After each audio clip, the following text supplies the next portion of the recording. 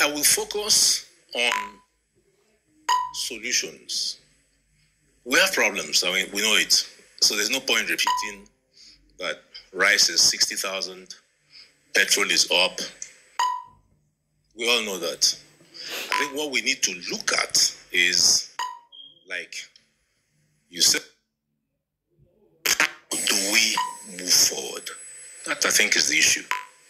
I, as a 70-year-old, started civil rights when I was 29. It's a long time, but I still have hope. I have hope. But I would like to draw attention. I'm happy the NSA is here, because I also studied counterintelligence and insurgency policy at SOAS in 1980.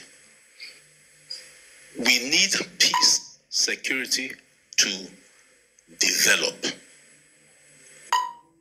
We can't win, in my opinion, the war by armed forces.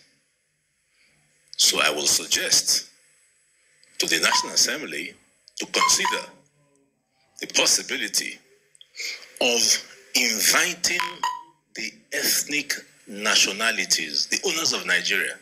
You know, the past national conferences, I was one, attended them. Here.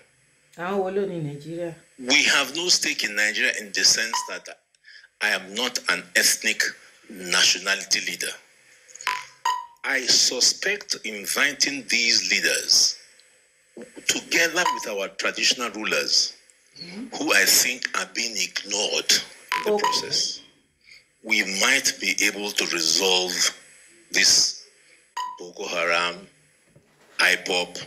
By the way, my brother was kidnapped yesterday in Onitsha. Thank God he was released. He said his name was Nnamdi Obiora. When they searched his bag and saw my name, they said, you can go. So I'm thankful for that. But that is not what we want. For the president to make progress with the president of the Senate, peace must reign. So the first task is, how do we find peace? Will it be by the armed forces? My answer is no. It will be by executive and legislative process to find how we can draw in Ohaneze, Afenifere, Pandef, Arewa, the traditional rulers that are being ignored. I personally believe they have a role in the constitutional process. If this is done, I feel we will achieve peace. So that's number one. Okay. Wọ́n ní ẹ̀yin kábíyèsí o, gbogbo ẹ̀yin ládéládé orí mi rèé o, orí mi rèé o, orí mi rèé o. Arọ́ba fi lọ bá pa, ọba má pa mí o, ìrì yín fín o, òótọ́ ọ̀rọ̀ lọmọ yín máa ń sọ dára ní o. Mo kíwa gbogbo ibikíbi tẹ́ bá wà tẹ́ tí ń gbọ́ mi àbí tẹ́ tí ń wò mí. Orúkọ tèmi ò yí padà rárá. Yèyé dára kowé ko ó ní mò ń jẹ́. Bẹ́ẹ̀ ni o, àkú ọdún, àkú ìyèdún. Ẹ̀mí wa ṣe púpọ̀ ẹ̀ láyé, Ọlọ́run ní fi lè ṣàṣemọ̀ fún gbogbo wa. A ó sì wọnú ọdún tuntun láyọ̀ àtàlàáfíà. Òun lẹ ti fetí ara yín gbọ́ lẹ́nu bàbá Àgbákòbá o. Wọ́n ní kí Nàìjíríà kó lè become Nigeria. That means to say àwọn náà mọ̀ wípé Nàìjíríà ti tán, kò sí nǹkan kan. A bá ń sọ fún yín ẹ̀ ní fẹ́ gbọ́. Wọ́n ní wọ́n nídìí láti lọ kó Ọ̀hánèzè, Afẹ́nifẹ́re Arẹwà gbogbo yín, ẹ̀yọ́ àtẹ̀yìn lọ́ba tán ti fọwọ́ rọ́ sẹ́yìn. Ẹ̀yin níjòyè, àsìkò ti tó tí nọ́mbà máa kàn yín tán máa, ó ti fẹ́ kan ẹ̀yin náà, ẹ̀yin ló kàn báyìí. Ọ̀rọ̀ Nàìjíríà ni, ó ti lẹ́tìkẹ́. Ẹ̀yin èèyàn, wàhálà ti wà o. Ẹ̀yin ọmọ Yorùbá, ṣé fẹ́ gbọ́? Ẹ lò. Primate Ayodele, ìkan lára àwọn bàbá wa nù ránṣẹ́ Ọlọ́run alààyè. Ẹyọ, àwọn ni wọ́n tún ìran tí wọ́n nínú ọdún 2024. Wọ́n náà ti fẹ́ pa bàbá Tinubu, wọ́n ti ń make plan bọ́n ṣe máa pa bàbá Tinubu.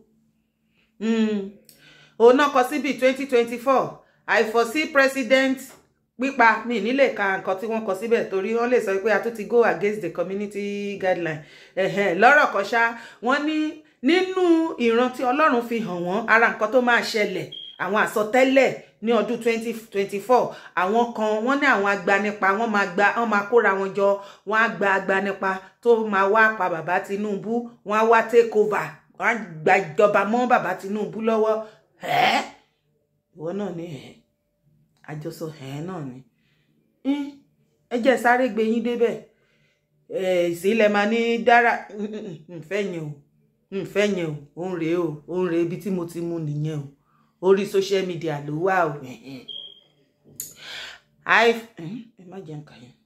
the leader of IRI Evangelical Spiritual Church Primate Elijah Ayodele has predicted the assassination of a sitting president and the death of a governor. Primate Ayodele also predicted that the Cabals will attempt to take over President Bola Tinubu's administration. Ibi tí mò ń lọ gangan nìyẹn àwọn Cabal bàbá Ayodele Primate Ayodele ìkan lára àwọn dádì wa wọ́n ní Ọlọ́run fi hàn wọ́n lára nǹkan tó ń plan ní 2024 wípé àwọn Cabal wọ́n wá bọ́n ṣe máa pa bàbá Tinubu tó máa gba ìjọba lọ́wọ́ ẹ̀ òun náà kọ síbi. He disclosed that people around Tinubu will deceive him by things he wants to hear. Wọ́n ní bàbá Tinubu gbogbo àwọn tó súnmọ́ yín tó rọ̀gbà mọ́ yín pátápátá wọ́n ní wọn ò ní jẹ́ ká ẹ gbọ́ nǹkan tó ń ṣẹlẹ̀ tí igbe tí àwọn aráàlú ń ké òtítọ́ nǹkan tó ń ṣẹlẹ̀ nínú country bó ṣe ń gbóná jẹ́njẹ́n Christmas wọ́n ní kò Christmas rárá Nàìjíríà wọ́n ní everywhere kan gógógó báyìí nígbà tí ò bá sówó tán ta chicken kan lódìdí ní chicken kan ní 20 the least tí wọ́n ta cheapest one is 20,000 15,000 ṣé baálé ilé tíyàwó wà táwọn ọmọ wà tí ò ní 20,000 naira dání ó bá tẹ̀ wá ní gbogbo owó tó dín dání tó jẹ́ 20,000 naira yẹn ṣé chicken kan ni kó wá kó lé lórí oúnjẹ wá ń kọ́ gbogbo èyí tó kù náà nǹkan yẹn ti rí pé gbogbo ẹ ti jọra òun báyìí ó ti dojúrú wọ́n ní bàbá Tinubu àwọn tó súnmọ́ yín tó yẹ kẹ́ ẹ jẹ́ kẹ́ ẹ máa gbọ́ nǹkan gan tó ń ṣẹlẹ̀ láàárín ìlú táwọn aráàlú igbe ìrora tí wọ́n ń ké bí ìyà tí ń jẹ wọ́n láwọn tó súnmọ́ yín wọn ò ní jẹ́ kẹ́ ẹ gbọ́ bí àwọn bàbá gbàjà bí àmìlà gbogbo wọn à ń kó wọn ní gbogbo wọn á máa parọ́ fún yín ní bàbá Tinubu ẹ̀yin tẹ́ ẹ bá súnmọ́ bàbá Tinubu ẹ bá mi ṣí ẹ̀ṣọ́ yìí dọ́dọ̀ wọn láwọn Cabal fẹ́ yí yín lọ́rùn wọn náà máa gbàjọba mọ́ yín lọ́wọ́ ebẹ́yìn náà tí ẹ̀ ṣe ń ṣèjọba nǹkan ó le kókókó ó ti le kókókó jù ó ti le kókókó jù tó bá ná gbàjọba àwọn tó máa sọ wípé Ọlọ́run ṣeun ó pọ̀ gan ni o bàbá ó dẹ̀ pé yín ò gbọ́ nǹkan tó ń ṣẹlẹ̀ ń gbòòrò ẹbẹ́ rí àwọn èèyàn bọ́n yètò sí bọ́dílàn ẹbẹ́ rí wọn bọ́n yètò tó lọ bẹ̀rẹ̀ sí bọ́dílàn tàbá dẹ̀ wí lọ tàbá wí bọ̀ wọ́n á ní every year bọ́n ṣe máa ń tò nìyẹn ó ẹ̀yin lẹ wà ń bẹ̀ ẹ̀yin lè bí ń pa kò kàn rú àwa àwọn yìí ẹ̀yin lẹ́ni ìyá yín tẹ̀ ń jẹ́ ẹ̀yin náà ní kẹ́ ẹ máa bo ìyá yín mọ́ra ẹ̀yin ẹ máa rọ́nú ẹ mọ̀ nǹkan tí mo tẹ̀ láìkí Nàìjíríà gọ́ọ̀mẹ̀ntì fún àwọn tó ń kówó Nàìjíríà jẹ wọn ráyé àdúrà kí ló kàn wọ́n pẹ̀lú prayer kí ló kàn wọ́n yẹn pẹ̀lú prayer nígbà tá owó wà lẹ̀ ẹ̀yin pásítọ̀ ẹ̀yin ìmáàmù ẹ fẹ́ gbàdúrà kú Ọlọ́run tó bá tó wá fẹ́ parí ẹ̀ fún yín wọ́n á rán yín lọ Mẹ́kà àti Umra wọ́n á rán yín lọ sí ibo ni pilgrim wọ́n ní ẹ lọ máa ṣàdúrà fún Nàìjíríà àwọn làwọn ń kówó jẹ o tán kówó náà ẹ̀yin lẹ máa ṣàdúrà wàá máa gbọ́ ẹ gbàdúrà fún Nàìjíríà nígbà tówó ti wà lápò títí wọn ẹ̀yin tí yà ń jẹ wọ́n ní kẹ́ máa fàdúrà tí kẹ́ máa rọ́nú kẹ́ máa gbàdúrà tó rántí fi religion yí yín nífun àwọn sì mọ kówó sápò ní tiwọn fámílì wọn ìyàwó wọn ọmọ wọn girlfriend ọmọ wọn ajá wọn housemaid wọn àwọn á máa ṣe yọ̀tọ̀ mí nínú ọlá ẹ̀yin á ṣáà máa gbàdúrà tàwẹ́ gbàdúrà tó ẹ fẹ́ gbàdúrà kú ẹlòmíì ebi á lọ nífun á fẹ́ pe lórúkọ Jésù gan á lọ lẹ́nu ẹ̀ torí Jésù ò padà rán yín dé level bìtàdé ìwà ọwọ́ èrò burúkú ọkàn àwọn leaders wa ni ò dá ibẹ̀ yẹn ní kọ́kọ́ ni mò ń lọ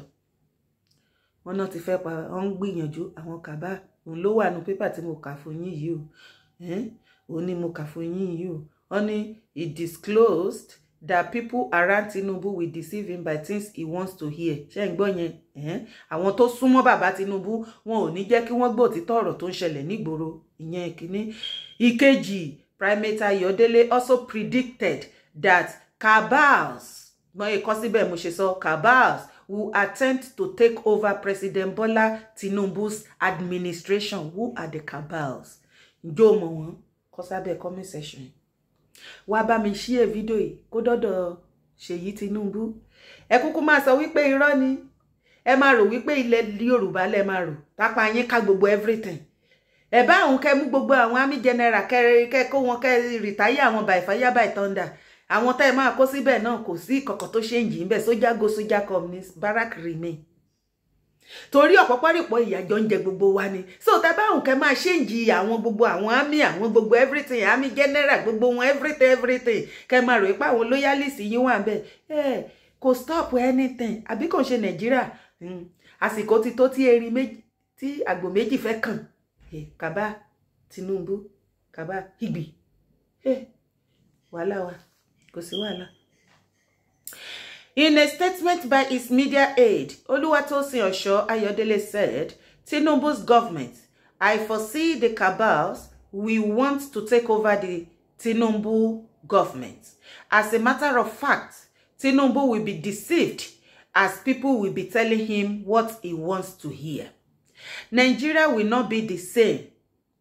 Nigeria will not be the same Nigeria during the Tinubu government. Primate Ayodele ló sọ bẹ́ẹ̀ o. Àsọtẹ́lẹ̀ wọn 2024 ni o. Don't come for me o. His efforts will not show as much as expected. Kò lè show. Nigeria ti bàjẹ́ over 63 years ago. Kí ni bàbá fẹ́ wá dá ṣe nínú láàrin ìgbà wo sígbà wo? Àti sọ fún yín pé kan waste gbogbo energy yín ni. There will be serious cases of corruption under his government. Àbí bàbá gan tán lọ ń yáwó, owó tán lọ ń yá tó yẹ kí wọ́n invest sí Nàìjíríà. Ìgbà yẹn náà mọ̀ wípé wọ́n fẹ́ tú ọ́fíìsì ṣe. Ìgbà yẹn náà mọ̀ wípé ibi tí Shettima máa gbé torí ó ti dé angel. Wọ́n máa fi how many 16 billion wọ́n á fi túlé ẹ̀ ṣe. Ebi sì ń lọ àwọn èèyàn nífun kò sì síṣẹ́. Ìgbà yẹn ni bàbá bẹ̀rẹ̀ sí ní lọ́jà tí ẹ rọ̀bà. Mọ iye òbítíbitì owó tẹ́ná mílíọ̀n tẹ́ná. Ẹ ṣọ́ra yín o. There will be serious cases of corruption under his government. Baba gan fúnra ẹ̀ corrupt and nepotism, favoritism.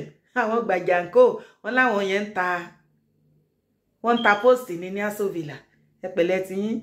And tribalism will be the order of the day in this government. Kì í ṣe government Baba Tinubu, daddy wa Primate Ayodele sir, with due respect. Ẹ má máa try yẹn gbogbo nǹkan tẹ́ mention bí akọ̀tí ẹ̀ ṣì gbọ́. Ṣé rí tribalism tẹ́ ṣẹ̀ṣẹ̀ wá sọ ẹ̀ kò ṣe ìgbà Tinubu nìkan ló ṣẹ̀ṣẹ̀ ti bẹ̀rẹ̀. Ó ti wà látàyé one. Látàyé one. Àtàyé one ló ti wà. Ó kàn wá ń dìpù sí ni ó ń dìpù sí bí ọdún ṣe ń gorí ọdún ló ń dìpù sí bí oṣù ṣe ń gorí oṣù tọ́jọ́ ń gorí ọjọ́ tọ́sẹ̀ ń gorí ọ̀sẹ̀ tí wákàtí ń gorí wákàtí tribalism ó hit gbogbo wa raw. Ṣé rí tribalism yẹn dádì mi sir dádì Primate Ayodele ó ti pín wa ní Nàìjíríà. We are not one. The government needs to do a lot that will change and make the government to move forward. People will prevent the president from saying the truth. Kò sí wàhálà. This government will not listen to constructive criticism and will not like the face of critics. Ṣé ti ń gbọ́? Irú wa ẹ̀bẹ̀ ọ̀nà ṣe ní pé kán máa lé wa mú kiri. Wọ́n ṣe sọ pé káwa máa wà lé mọ́. Ẹ̀yin ti rí government kan tí wọ́n kì í criticize ni. Ìjọba Tinubu nìkan ni mo rí láyé mi tí wọ́n kì í criticize. Nǹkan tó fojú I assure you, Baba, I assure you. Ebi bàbá ló ṣẹ̀ṣẹ̀ wá sọ nísìn pé òun gbọ́ pé wọ́n yá àwọn owó kan. Ìgbà tí bàbá Buhari gan wà ńbẹ̀ wọ́n tún yá owó. Nàìjíríà ti bàjẹ́. Ẹ dẹ̀ rò pé country ní ìlú yẹn. President Buhari ex-president nígbà tó wà ńbẹ̀ wọ́n yá owó. Bàbá gan ṣe wá sọ sí pé òun gbọ́ pé wọ́n yá àwọn owó. Ìgbà wo náà yá? Ó sì ń jẹ́ president. Ó sì mọ̀gbà tó ń forúkọ ìyàwó.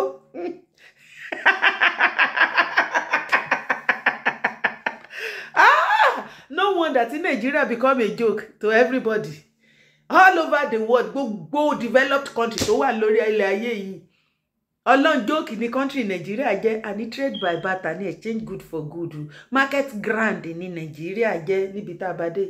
Àwa wí tán bàbá Tinubu ẹ̀rí gbà yẹn ni ẹ kàn tiẹ̀ ti jókòó lé báyìí àbọ́dún ló jẹ́ ìjókòó ni mákẹ́ẹ̀tì Nàìjíríà mọ́ ni.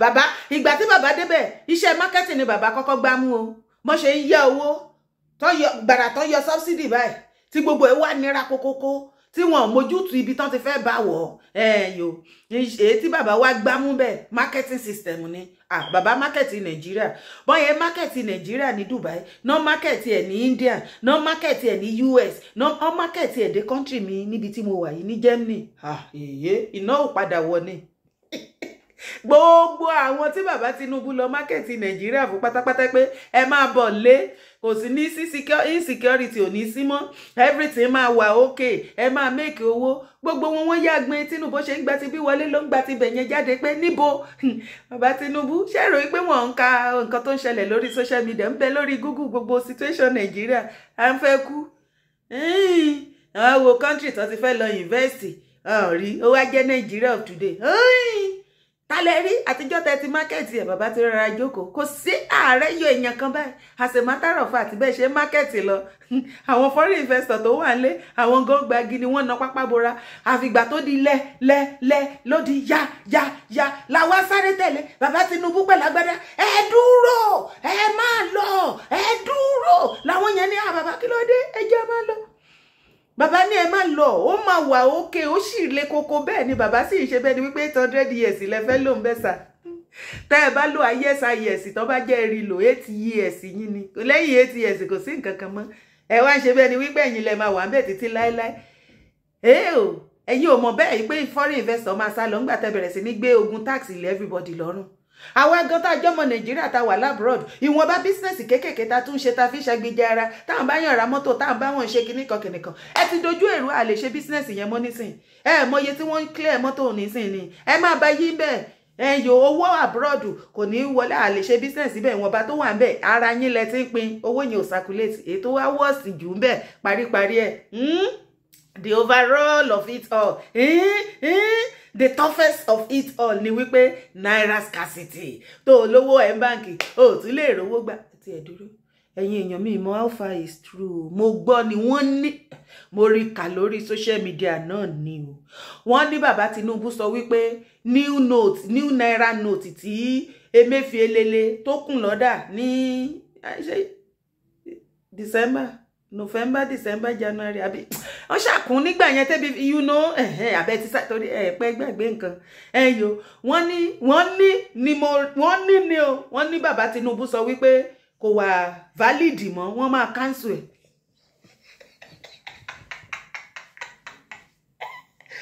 bàbá Tinubu èmi kàn tẹ̀ ti rí wípé ìgbà táwọn nọ́dánà ti dákẹ́ tó fọwọ́ lẹ́rán tán dá sọ́rọ̀ yín mọ́ mo ti mọ̀ pé ó máa padà lẹ́yìn yóò máa lẹ́yìn bàbá Tinubu àwọn nọ́dánà tó dákẹ́ fún yín yóò máa lẹ́yìn ọ̀rọ̀ yìí yóò máa lẹ́yìn àjàǹtí ele ẹgbẹ́ o ẹ̀yin èèyàn wa ẹ̀yin ọmọ bàbá olódòdè ẹ̀yin àfáà ẹ̀yin tán gbowó fún tán ní kẹ́ ẹ máa lọ umra tán kó lọ Mẹ́kà gbogbo ẹ̀yin pásítọ̀ ẹ̀yin dádì jí o mọ́mí jí o tẹ́ ẹ ríran tí Ọlọ́run fi hàn yín wípé bàbá Tinubu ló máa win Primate Ayodele Ọlọ́run ti fi hàn wọ́n o wọ́n nínú àsọtẹ́lẹ̀ 2024 wọ́n láwọn Cabal àwọn máa wá ọ̀nà láti pa bàbá Tinubu wọ́n sì máa gba ìjọba wọn lọ́wọ́ wọn ṣùgbọ́n kó tó di pé wọ́n pa wọ́n ní bàbá Tinubu wọ́n lè máa hate kan criticize yín àwa tá ń criticize yín bí ìsìn wọ́n lè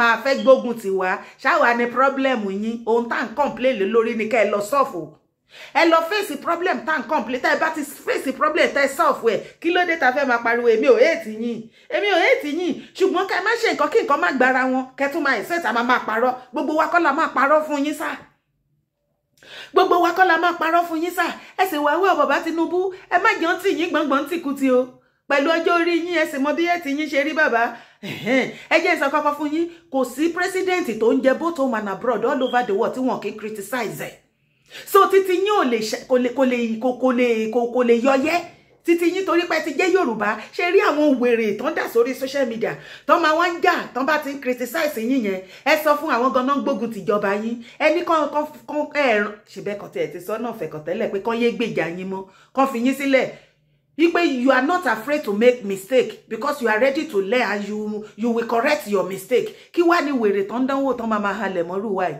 Ẹ jẹ́ kó rí wá jọ pé o.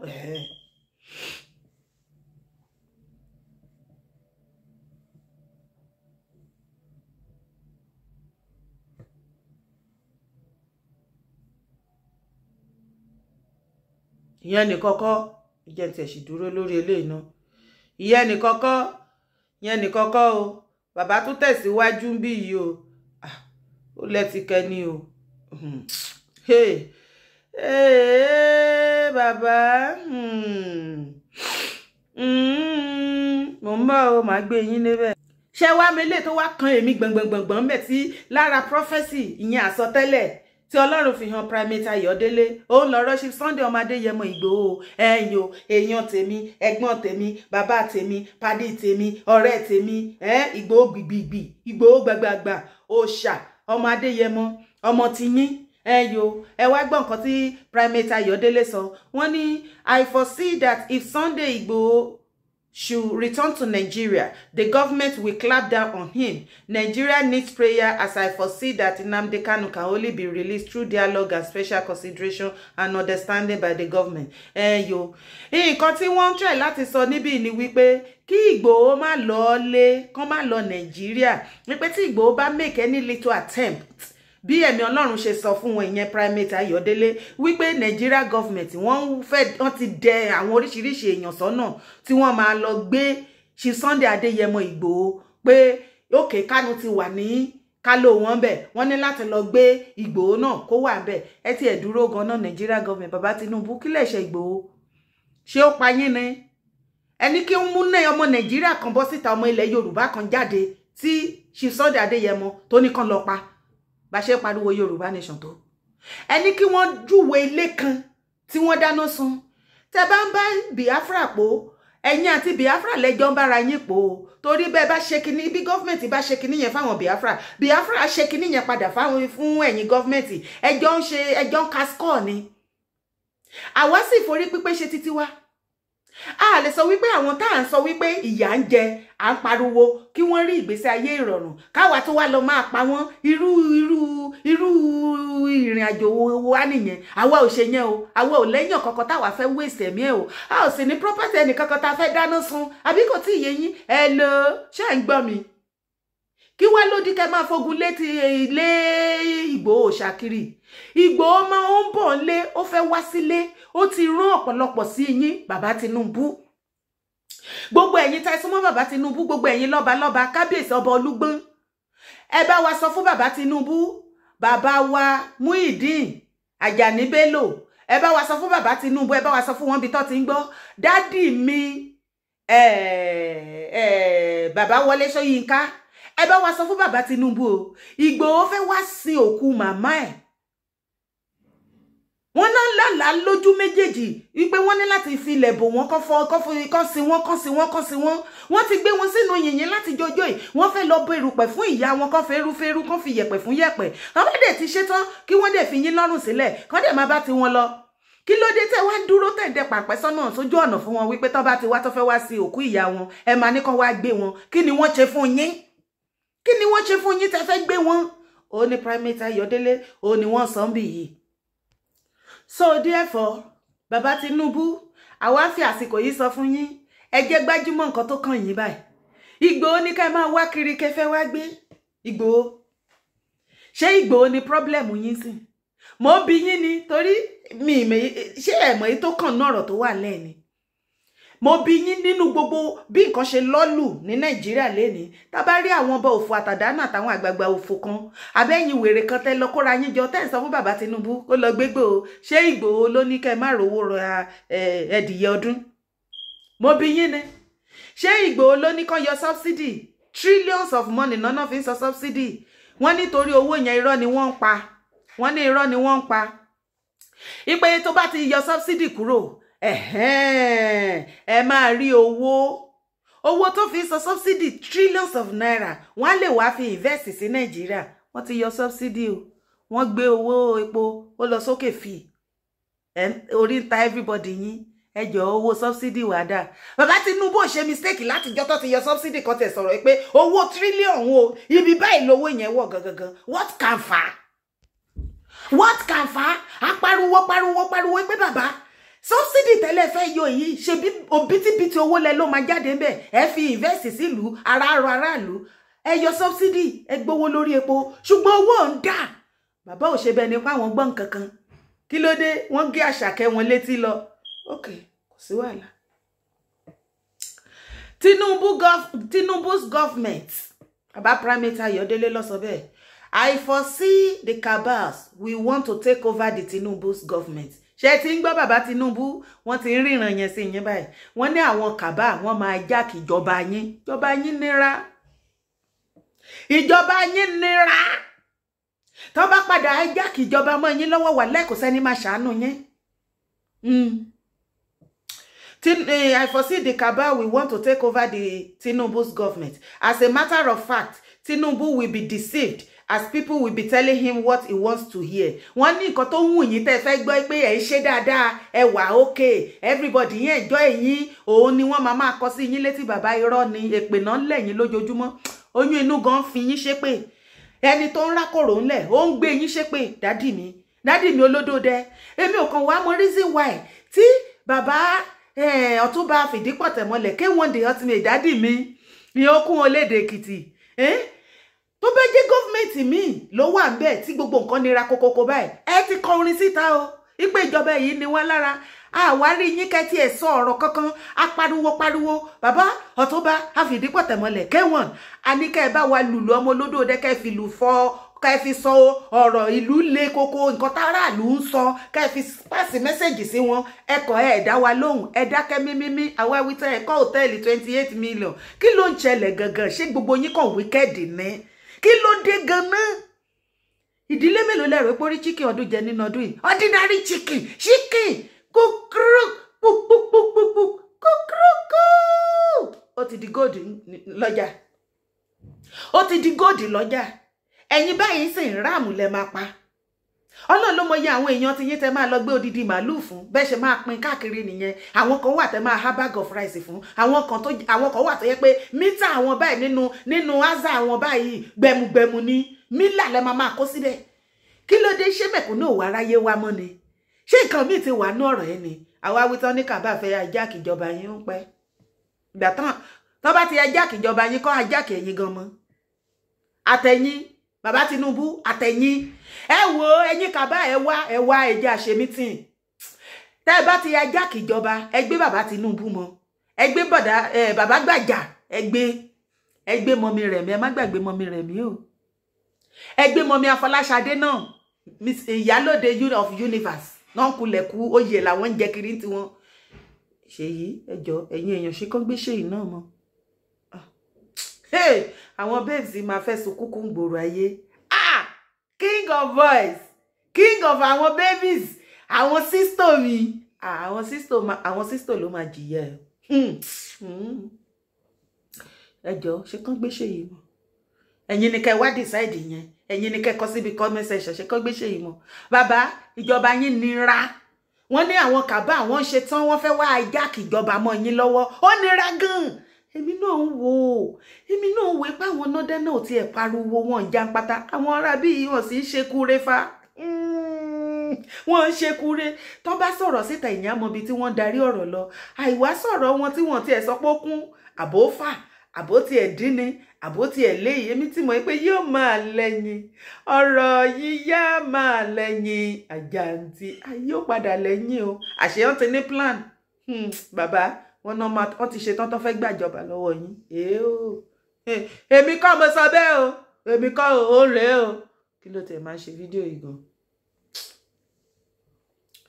orí kíní ni mo ti kà á online ni o Primate Ayodele ló sọ bẹ́ẹ̀ o èmi kọ́ o nǹkan tó kọ síbi ni mo kà síta o ẹ jẹ́ n continue Nigeria will not be the same Nigeria will not be the same Nigeria during the Tinubu government wàláì bàbá lótìtọ́ àti lódodo Ọlọ́run fi yẹn hàn yín sitin yasin kò remain the same his effort will not show as much as expected ìgbà tó yẹ pé gbogbo owó tán lọ ń yá Apapin àwọn cabinet wọn náà kò fún ebi ń paráàlú. There will be serious cases of corruption under his government. Yes, and nepotism, favoritism, gbogbo ẹ̀ same. Kò sí wàhálà. Wọ́n tún wá sọ̀rọ̀ kidnap o. I foresee that a commissioner and an aide in a governor's convoy will be kidnapped. Ó ti wá better. Ṣé wá rí ibi tí mo kà dé báyìí ó ti wá dà. Ṣé rí ẹ̀yin tẹ́ máa kidnap, ẹ má kidnap àwọn mẹ̀kúnnù tí yà ń jẹ. Àwọn olókùn mọ̀sọ́sù bí ti wá báyìí. Ẹ lọ máa gbé àwọn governor. Tẹ́ bá ti lọ gbé wọn, ẹ má gbé convoy nìkan. Ẹ gbé ìyàwó wọn, ẹ gbé àwọn ọmọ wọn sí. Ẹ gbé commissioner, ẹ gbé governor, ẹ gbé minister, ẹ gbé senator. Ẹ jọ̀ọ́ ẹ rán mi létí àwọn wo ló tún yẹ kó gbé. Ẹ lè gbé àwọn ọba náà. Ẹ gbé àwọn ọba. Ẹ̀yin kábíyèsí ẹ má bínú. Gbígbé ti yín yẹn bóyá ẹ lè sòótọ́ ọ̀rọ̀ fún wọn. Tẹ́ bá ti gbé àwọn ọba tán, ẹ má ní mo kíní o. Ẹ lè gbé àwọn religion leaders náà. Àwọn náà wà lára àwọn tó fìyà járàlú. Ẹ kó àwọn religion leaders, àwọn sheik, àwọn oníwàásí ọ̀ràn, àwọn àfà makafa. Ẹ gbé àwọn sheik, àwọn chief imam. Ẹ gbé àwọn chief imam. Ẹ gbé àwọn daddy G.O, àwọn daddy G.O. Ẹ gbé tẹ́ bá ti gbé àwọn daddy G.O. Ẹ má gbàgbé àwọn ọmọ mi G.O. Ẹ má gbé member o. Ẹ má gbé member o. Àràgà Ọlọ́run ní wọ́n mọ wèrè làwọn member o. Ẹ má fọwọ́ kan member o. Ẹ gbé daddy G.O, ẹ gbé mommy G.O. Ẹ wá lọ ṣàràṣà, ẹ lọ sí àwọn traditionalists yẹn. Ẹ gbé àwọn eriwo ya, àyàgbó, àyàtọ̀, àwọn oníjẹkújẹ àárín wọn. Ẹ kó wọn, ẹ kó gbogbo wọn. Ẹ gbá àrùn wọn lọ. Ẹ má ti bèrè ransom, adáṣì yín ní gbogbo wọn. Ẹ má gbàgbé o, Emefiele. Ẹ lè gbé ọ̀nà. Àtàwọn Cabal. Ẹ lè dọ́dọ̀ Dangote náà. Torí Dangote wà lára àwọn tó ń Nàìjíríà lára. Ẹ lè gbé ọ̀nà. Ẹ jọ̀ọ́, ẹ̀yin èèyàn mi, ẹ help ayé mi. Àwọn wo láti ìrántí sọ yẹn. Ẹ bá mi kọ síbi comment section. Ẹ jọ̀ọ́ wọ́n ní àwọn Cabal fẹ́ hijack ìjọba bàbá Tinubu. Wọ́n náà dẹ̀ plan bọ́n ṣe máa pa wọ́n. Kí lẹ̀yin náà rí sí yẹn. Wọ́n tún wá sọ tán. Wọ́n ní kí Sunday Adéyẹmọ Ìgbòho kó má lọ Nàìjíríà. Ipe bàbá Tinubu dẹ páńpẹ́ sílẹ̀ fún wọn fẹ́ gbé Sunday Adéyẹmọ. Àgàgà fún òkú màmá wọn tán náà fẹ́ wá ṣe yìí. Wọ́n ní kán má lọlé wípé ìjọba ti dẹ páńpẹ́ sílẹ̀ bọ́n ṣe máa wá gbé wọn. Wọ́n á lè equalize ẹ̀ pẹ̀lú Nnamdi Kanu. Ṣé ọ̀rọ̀ tó wà nílẹ̀ báyìí Nnamdi Kanu àti Sunday Adéyẹmọ Ìgbòho àwọn ní problem yín. Ṣé àwọn náà yọ subsidy? Àwọn náà ní kọ́ta chicken ní 20,000. Problem yín wà bẹ́ẹ̀ mo bẹ ṣe fẹ́ tako àwọn ẹni ẹlẹ́ni ọ̀nìyàn ọlọ́nìyàn. Òun lẹ̀ ń wá kiri ẹ fọ̀tẹ̀ sílẹ̀ ẹ palàpalàpà. Ẹ dá ẹ nice. Bàbá Tinubu ẹ má try ìpẹ́fẹ́ gbégbò o. Ẹ má try o. Gbogbo àwọn nǹkan tá ṣe ń bá yín bò nínú ìjọba yín. A máa ti iná bọlé. A máa bá yín ti iná bọlé. A pariwo ayé agbọ́ ọ̀run á mọ̀. Ọlọ́run ọba ń gbọ́. Kí ló dé gan? Kí ni? Wọ́n náà fẹ́ pa yín, ìyẹn ò tí tó yín kẹ́ lọ máa wá nǹkan tẹ́ máa ṣe sí. Ẹ wá mú gbogbo àwọn military, ẹ mú gbogbo wọn, ẹ fún wọn, ẹ fi wọn sí kíní, ẹ ń rìtáyà wọn by fire, ẹ fún wọn lówó, ẹ ń ra mọ́tò bọ̀gìnì fún wọn torí kán má bàa gbàjọba lọ́wọ́ yín. Àwọn tẹ́ tún lọ kó síbẹ̀ gangan. Ẹ tí ẹ mọ bó ṣe ń lọ, ẹ rò pé ẹ̀yin nìkan lẹ ní Nàìjíríà. Ẹ wo, mi fẹ́ kí fídíò yìí gùn jù. Hello, gbogbo ọmọ Yorùbá, bàbá gbàjà. Màámi alájà Ọ̀túnba fìdí pàtẹ́mọ́lẹ̀ K1 the ultimate MC wọ́n náà fẹ́ gbé bàbá yín ọmọ olódòdẹ wọ́n náà fẹ́ jí wọn gbé wọ́n á sì yín wọn lọ́rùn àwọn Cabal wọ́n náà fẹ́ gbàjọba mọ́ wọn lọ́wọ́ kí lẹ́yìn náà rí sí ìjọba tá a wà yìí mọ̀ pé ẹ̀yin náà kò padà tí favour yín o àbò favour ó máa favour ẹ̀yin ó favour ẹ̀yin ò mọ bí gbòòrò ṣe ń sọ̀rọ̀ ẹ̀yin rẹ́rìn bàbá olódòdẹ bàbá K1 tó jẹ́ pé ṣe lẹ́ ń play káàkiri tẹ́ ń play káàkiri bẹ́ẹ̀ play orin inú yàrá lọ fún yàn nínú yàrá lórí bẹ́ẹ̀dì bẹ́ẹ̀ kò síbi tẹ́ ti ń play bọ́ ẹ ṣe ń lọ sí òkè òkun bí lẹ́ ń lọ káàkiri MC pẹ̀lẹ́ wọ́n ní federal yá o fẹ́ lọ jẹ president ọ̀rẹ́ ogo tí ẹ̀ wá yéèyàn mọ́ o máa léni wọ́n ṣe swearing fún ẹ as the state chairman o bá dọ̀là àgbọ̀ wà ló ń lọ sí federal o kàn confuse ayé ara ẹ o kàn tí wọ́gò tí ẹ̀ mọ nǹkan tó fẹ́ kò kàn tí ẹ̀ yí ẹ gan mọ́. àwọn awítán òun ṣe miss Òṣòdì ebi ń pa àwọn ará Òṣòdì wọn ọ̀rọ̀ oúnjẹ jẹ òun ṣe miss Òṣòdì. ẹ tún yóò dìde ẹ wo ẹgbẹ́ àdánù bí epo wọ́n fẹ́ gbé bàbá yín ẹ jókòó síbẹ̀ kẹ́ máa ṣe rán dandan ẹ jẹ́ ń sọ fún yín o tó bá fi lè rí bàbá Tinubu gbé àbí wọ́n rí wọn pa tán páyín wọn báyìí tí gbogbo yín yẹn tí yín àfikà ìsákúrò náà ẹ̀yin náà ti mọ̀ mí ní láti sọ àfikà ìsákúrò Nàìjíríà torí Yorùbá gan ló ń kọ́kọ́ máa mú yín ibikíbi tó bá dì mọ́ yín ẹ ṣàmọ́ bẹ̀rẹ̀ èèrà ṣe máa ń bo ṣúgà báwọn kan ṣe ń gé yín létí ibi náà máa gé yín létí ibi irun orí yín ní kankan náà máa fàtú wọ́n á yọ apá yín ọmọ bàbá yọpá wọ́n á yọ apá yín wọ́n máa yọ ẹsẹ̀ yín ní kankan náà máa túbọ̀ tù gbogbo ara yín tí mọ̀ nǹkankan tí kankan bá fi ṣe bàbá Tinubu lásán ká ẹ wọgbó lọ ní ká ẹ lọ dìrùn kán má gbúrò yín mọ́ Nàìjíríà ti ẹ̀ dúró ẹja sòótọ́ ọ̀rọ̀ Nàìjíríà fẹ́ káṣífáyà ni wàhálà ti wà anyway kí ni ìwọ náà rí sọ́rọ̀ ẹ̀ bá mi drop comment sábẹ́ fídíò yìí jọ tí fídíò yìí bá dọ́dọ̀ ẹ má fi di ọ̀ṣọ́dọ̀ ẹnìkan bá mi tètè pín fídíò yìí kó dọ́dọ̀ wọn wọ́n ní àwọn tó máa sọ òótọ́ ọ̀rọ̀ fún wọn bàbá Tinubu ò ní listen